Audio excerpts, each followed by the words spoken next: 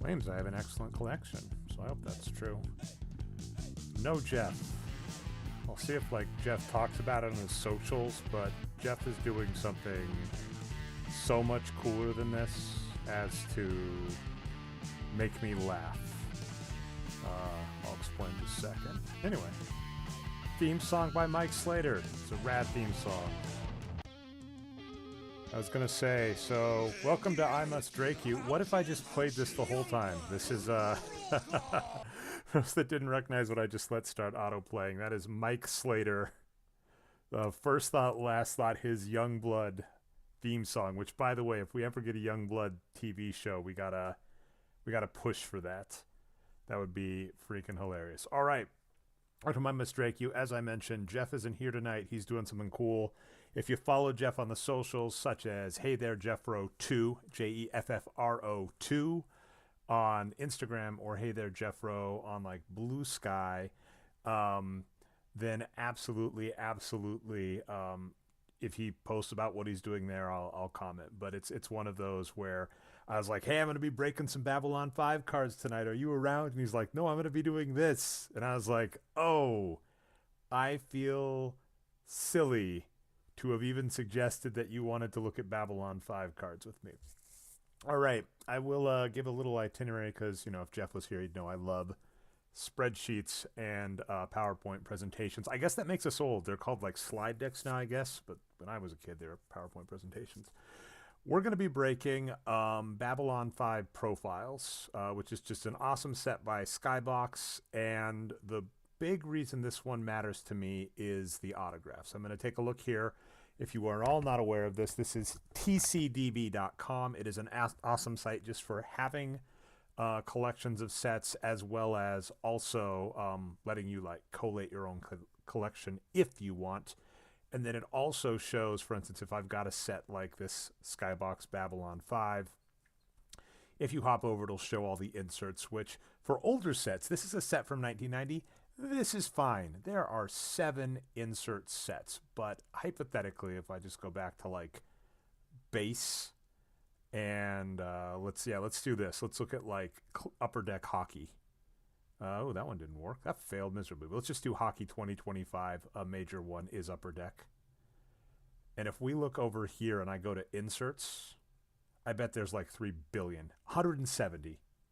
So a modern set is going to have, the aimbots, the aimbots black, the aimbox gold, the aimbox red, bang for you, a bunch of, so it's just I'm getting old because I'm back in my day, we had 7 inserts in our sets and we like it. And these kids nowadays with 170 on their slide decks. But this is the set we're breaking.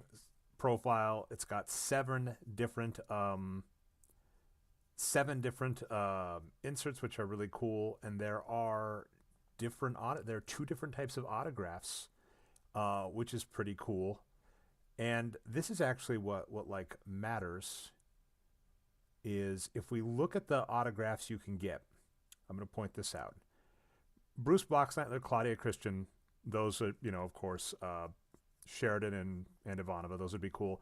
Jerry Doyle would be an awesome autograph. He's dead. Mira Furlan, Delenn, she's dead. Richard Biggs, he's dead. Stephen First, he's dead. Jeff Conway, he's dead. So in a really morbid way, what I'm going to point out about this set is there are special autographs that you can get in this set, and 5 of them are dead in the main. And then also, this is rad. I didn't realize this, Mike, who's watching. Apparently there's a Martin Sheen autograph here, so that is too freaking rad. I'm just excited about that. All right, one other thing. I'm going to show an image before I get going.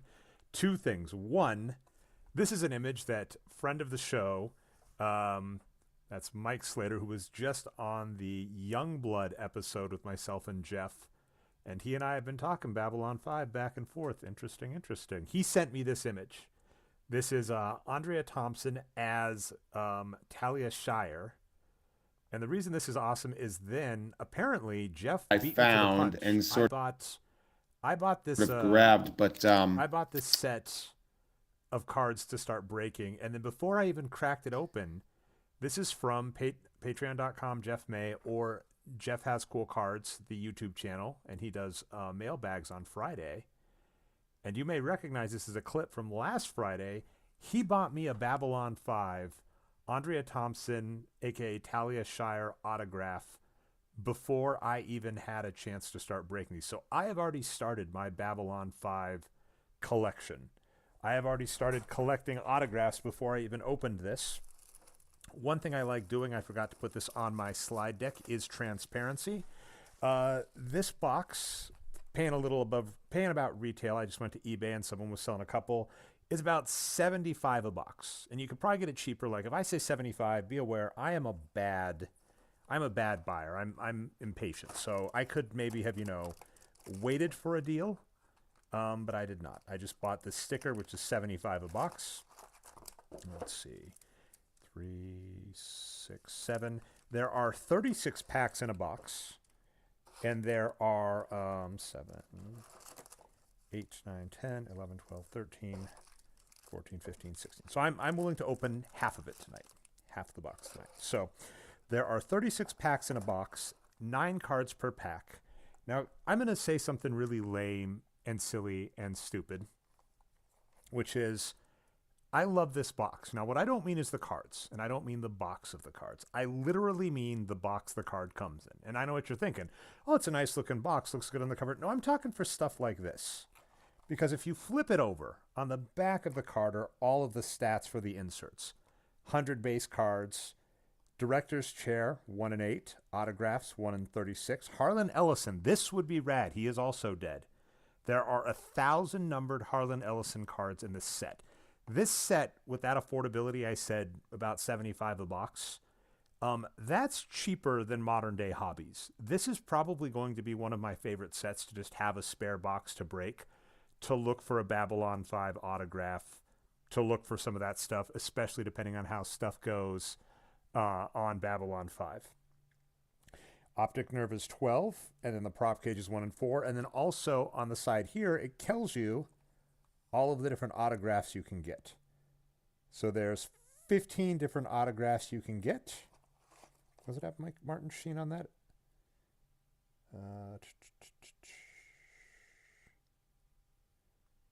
That's interesting how these are numbered. These don't quite align with what was on the insert. So I'm wondering if that's slightly different, but I'm not going to worry about it. That's cool. Let's get to breaking. There is some movements in the chat. Walker's saying I'm swimming in cash in the chat. What I'm going to say, this is what makes me messed up, is I can wait. Like, I can buy these and hold them on the shelf. Some people have wine cellars. Some people have wine cellars. I have card cellars, right? Like, no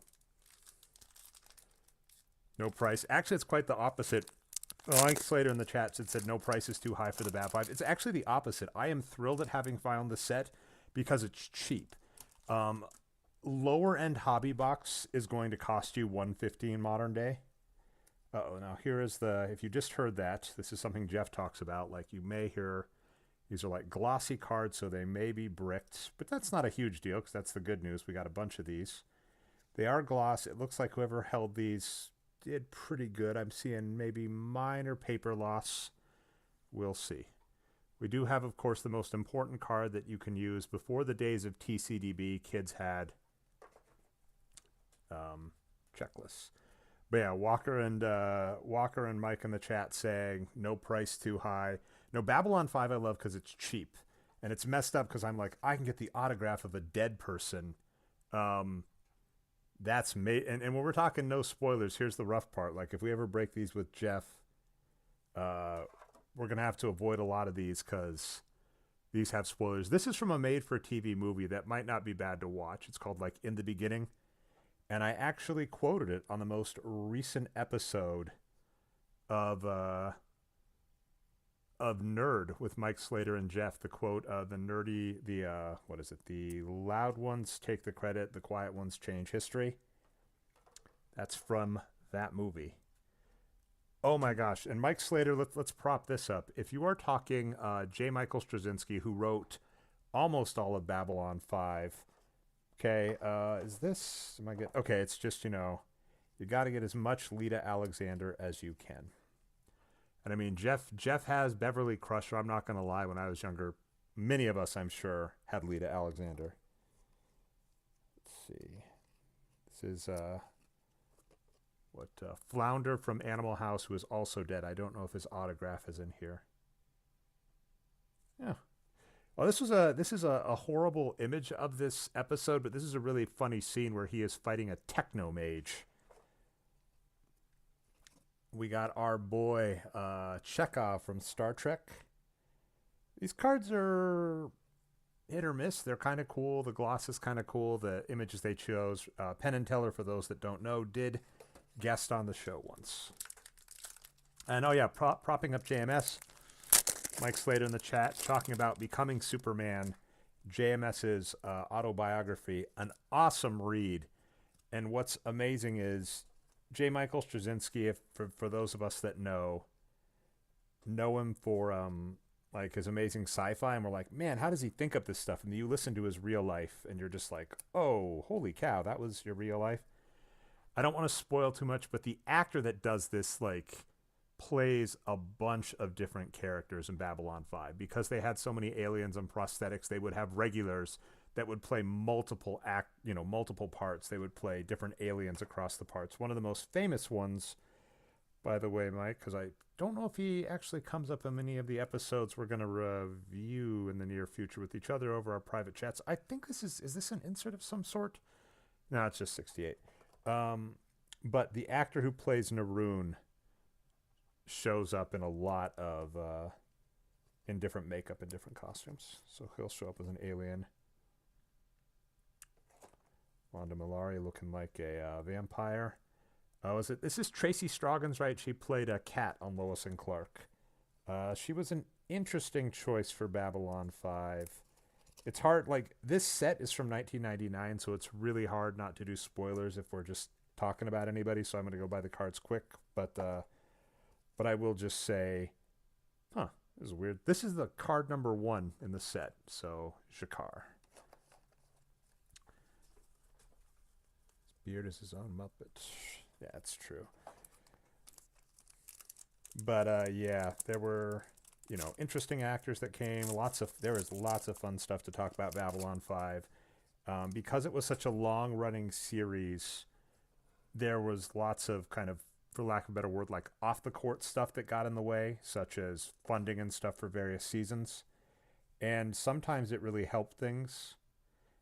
I can't tell if this is the card or I can't tell if that's damage because of the gloss or how it's supposed to look, if that makes any sense. Again, it's $75 a box. These aren't worth any. No base card is worth anything. You're going to look for the thing. This is I don't want to do spoilers. That's the rough part about this, is I want to be like, oh, this thing from season 4, and then I'm like, actually, I'm not going to say anything about that. We got our first sighting of Marcus. Love that.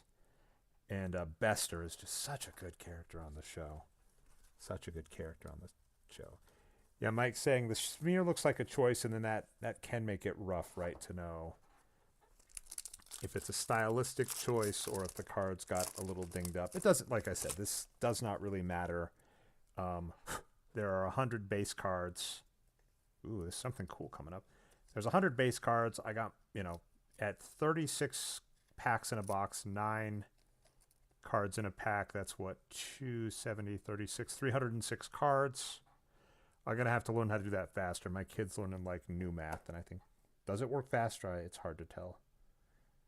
I know that episode. These are just funny. So let me see if there's any spoilers on the back. Okay, that's not too much of a spoiler. So this is the card, right? It says, without compromise. That might be the episode, but then if you flip it over, it's okay. So that's just the title of the card. I'm not sure. And then it says, Jakar to Londo, if I remove the monster from the throne, you will remove the monster from my world. So that's a card. And so it's just funny because it's like a spoiler full card, but it's not major spoilers.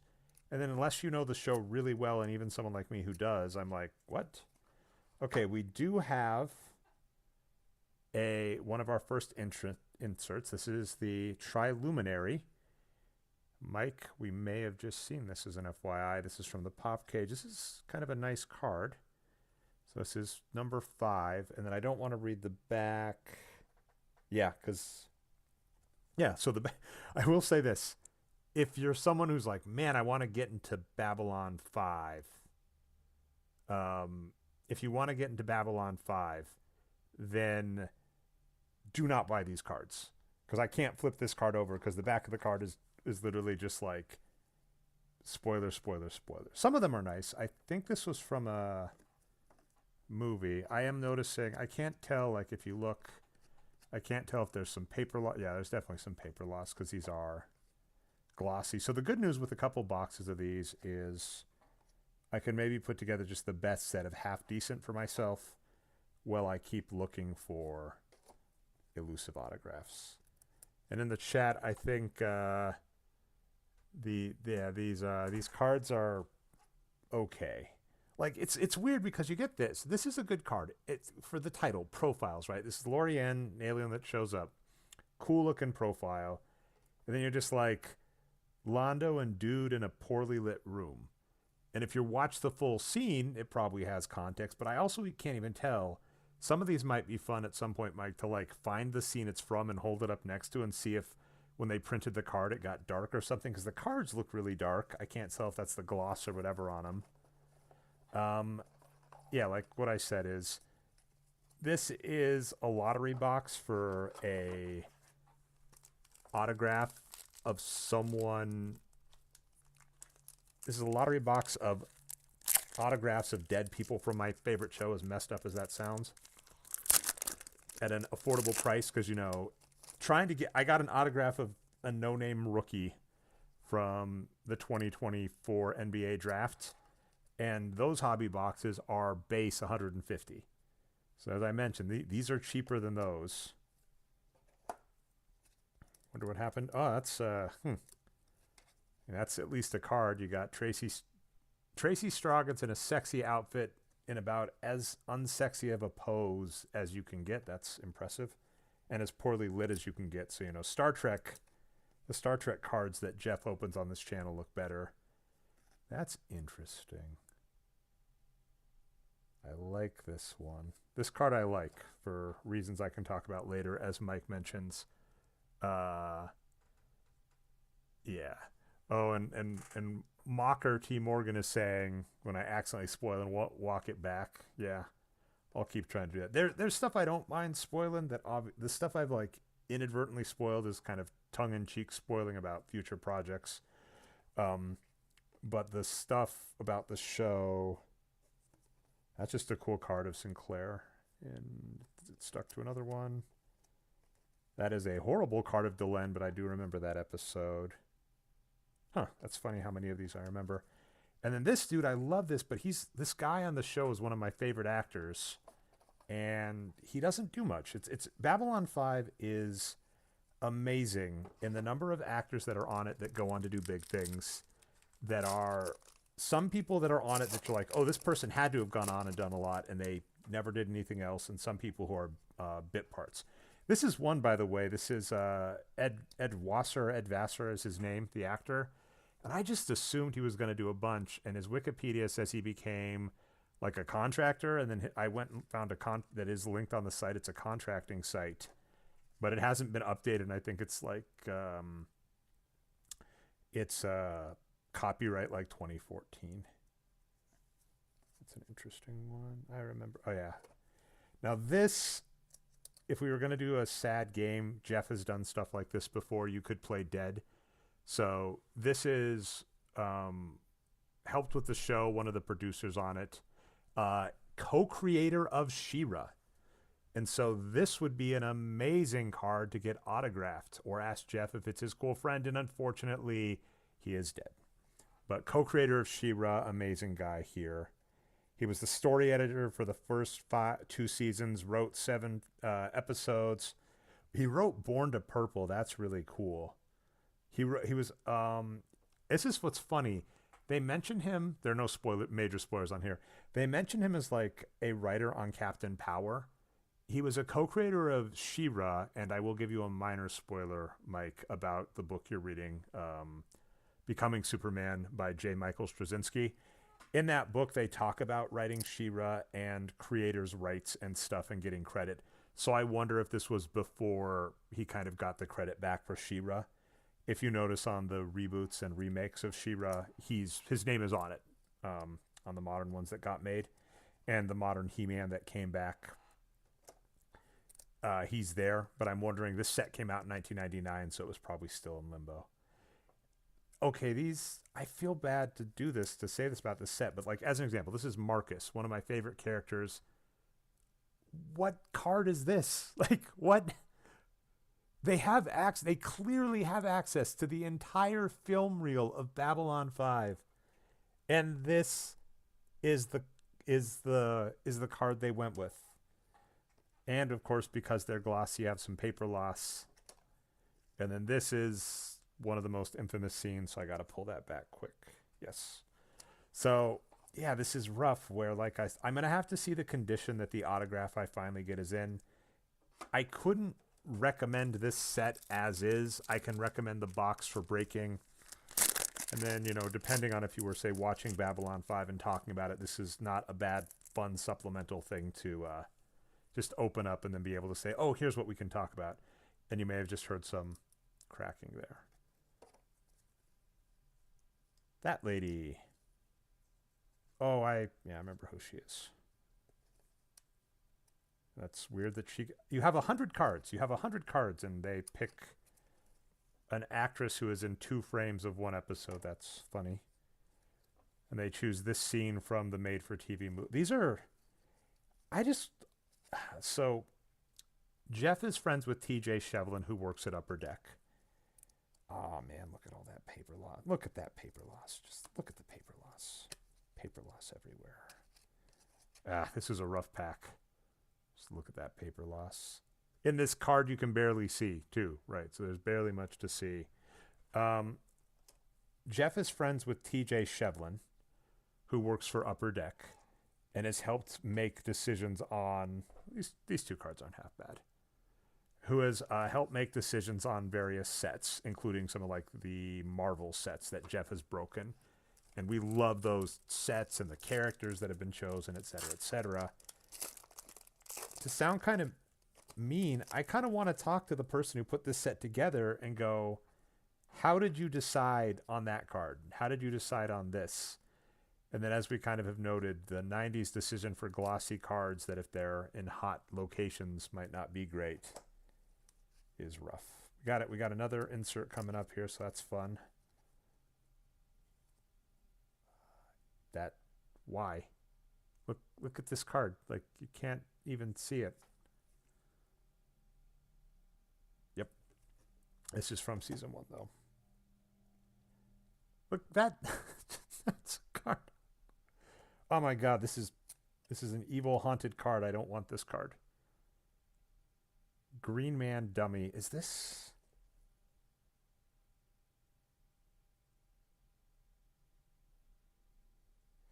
Interesting. So apparently this isn't a spoiler. This apparently just shows up in the show. So this will be a fun thing to kind of look for. Yeah, I wear gloves for 2 reasons. In the chat, Mike noted that I'm wearing gloves. I wear for 2 reasons. One, I'm actually self-conscious of my hands. My hands get really dried out and crackly and stuff. So I'm self-conscious that way. And then also, apparently other breakers do this too, because it protects the cards. That is it's cool it's a Sinclair card. It's not a great Sinclair, because I want to stress this, even without the paper loss, this is like grainy. These are not good cards. Oh, Mike, I do use lotion. That's not a half bad card. It's hard to get looks on Kosh. But then also, yeah, if you wear gloves, it does help protect the cards from, oils on your hand and stuff. So It's a nice place to be like, I don't want to do close-ups of my hands to crack cards, but then essentially it's not uncommon breaking cards to do that. By the way, what's rough about these being the glossy ones and having to kind of unbrick them is the speed. Oh, look what we got. Okay, so of all the cards with like a good cover, Talia Shire gets a good one. So I'm like, man, these are such horrible profiles of the actresses. So maybe I'll have to get her to, or Talia Winters, Andrea Thompson. I may have to get her to sign that. And just go, please never listen to any of my podcasts where I mention you because, spoiler alert, I may be less than complimentary of that character on Babylon 5. Although it could get into that so bad it's good territory. That one's not half bad. Who's there?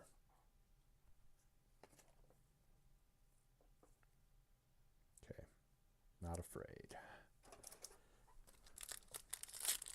Oh, was that the Winnie Cooper card? Good eye. I thought it was the other one, Mike. So let's go back to that. This is cool.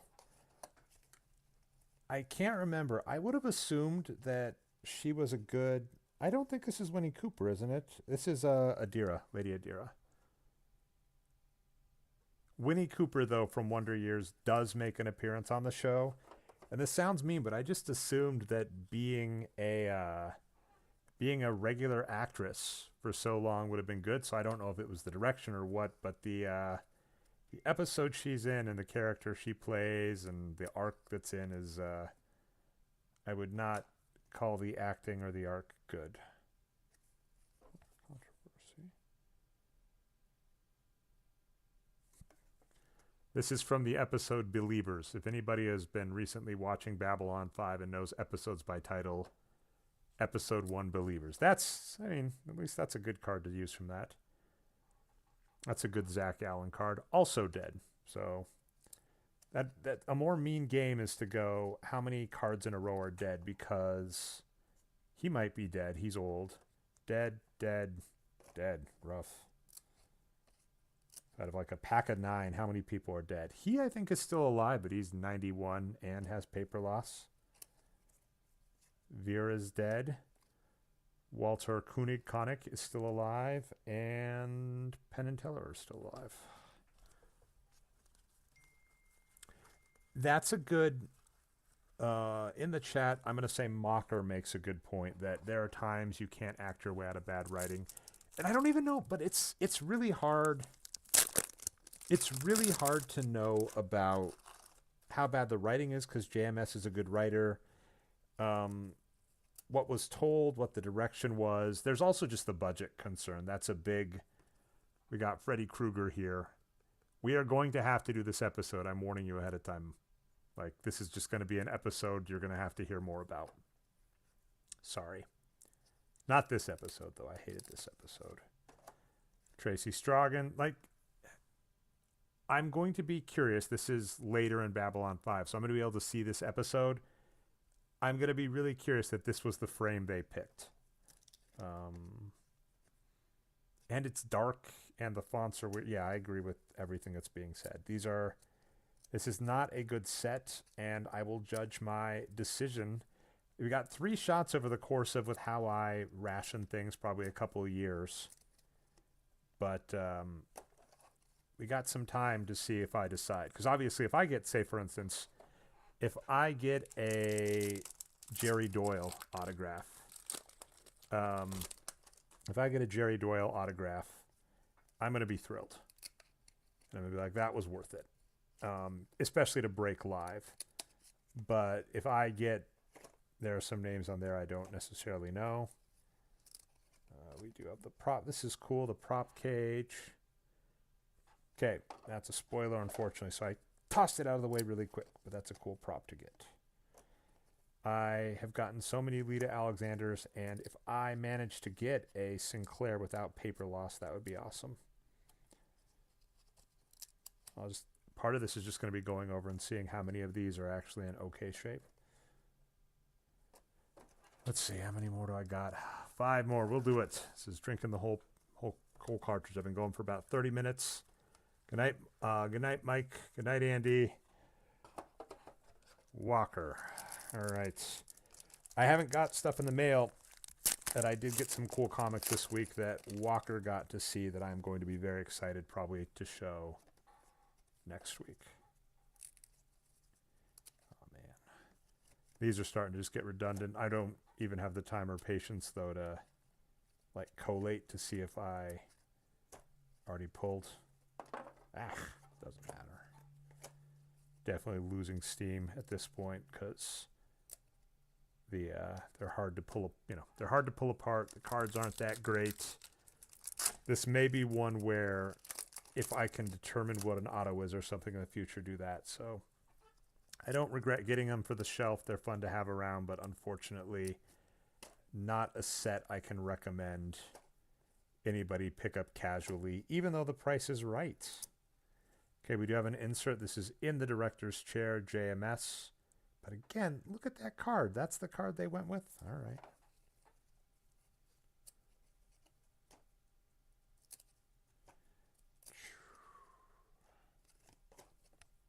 Lots of repeats, of course. We've seen Penn and Teller. And I'm not even going to bother with having y'all watch me collate these when I'm done, but that's what I'm going to do after this is probably put on some bad TV. Maybe some Suits. I've been digging Suits a lot lately. It's a fun show. Or Supernatural. Supernatural's a fun show. Oh, yeah, I got to do plugs. Make sure you hit up patreon.com/Jeff May where you can support Jeff and my possibly addicting habit of breaking cards like this. Follow myself and Jeff on the socials. I'm Nerd Numbers most places. Jeff is Hey There Jeffro 2 on Instagram. Hey There Jeffro everywhere else. That's spelled Jeffro. That's a pretty good looking Sheridan, by the way. Not a lot of paper loss. So, okay, at least a good card. There are 100 base cards, and the hit rate is, Walker in the chat says, if I promise not to do them again. The thing is, I've got more to do, but I might be able to determine, sounds just like the lamest thing ever. If I pre-break and know ahead of time what's coming where. So for instance, like this is a insert, the prop cage. This is from Penn and Teller's episode. These are bad cards. This is Lita Alexander, I think, in her first appearance in like the pilot. Maybe I'll watch that actually. I'll check out the pilot. I want to compare it for something. Oh, see, like this is what's rough. This is an awesome card of Ivanova. If like you showed me this and I was like, oh, are the rest of the cards going to be like that? The answer is no. Okay, last pack of the night. Not ever. I got more of these, but it may be a case of maybe don't break them live, break them on like a fast thing and show and replay. Zathras, awesome card. Jerry Doyle, Bill Mummy, Rolando Malari, Zach, Sheridan, Corbin. Okay. So still no auto. The box was cool. The set looked cool. The cards were cards. Thanks everybody for watching. Patreon.com/Jeff May. If you're not aware, tomorrow, Jeff, I believe, if all goes as planned, is releasing episode 100 of Jeff Has Cool Friends. Let's be clear, that is not the 100th episode of Jeff Has Cool Friends, but it is the 100th, like, official, because it's a guest show. And what he has been able to tell me a little bit about it sounds awesome. So check that out if you have time. On Wednesdays, he should be doing Tom and Jeff Watch Batman. He should also be doing Jeff Has Cool Cards over here, right where you're at now. Oh my God, I have so many of these to go through, people. I regret this choice. Jeff Has Cool Cards. He'll be breaking, if I am correct, I did ask him about this, I believe he'll be breaking some Prophet cards. So those are related to Youngblood. So Prophet cards. Let's see, 0 to 9, 10. So, yeah. We'll do that. Okay. So profit cards is what he should be breaking on Wednesday. Thursday, go to Whatnot, Mike Mayhew Studios. I'm not sure if he'll be doing a mailbag Friday. And then, of course, Jeff Has Cool Friends on Tuesday. I'm going to go sort through these cards. I don't need an audience for that. If like Jeff was around, I felt like chatting more, I'd do that in the background. But I have subjected you to enough how to take an amazing show and turn it into a card set that is bad for the night. Thanks, everybody. You all have a good night. Patreon.com/Jeff May. Myself, Nerd Numbers, most places. Hey there, Jeffro. Hey there, Jeffro 2. Come back on Wednesday to see Jeff break. He's breaking profit cards. This is not a good week for breaking cards. We do have good weeks. We promise everybody.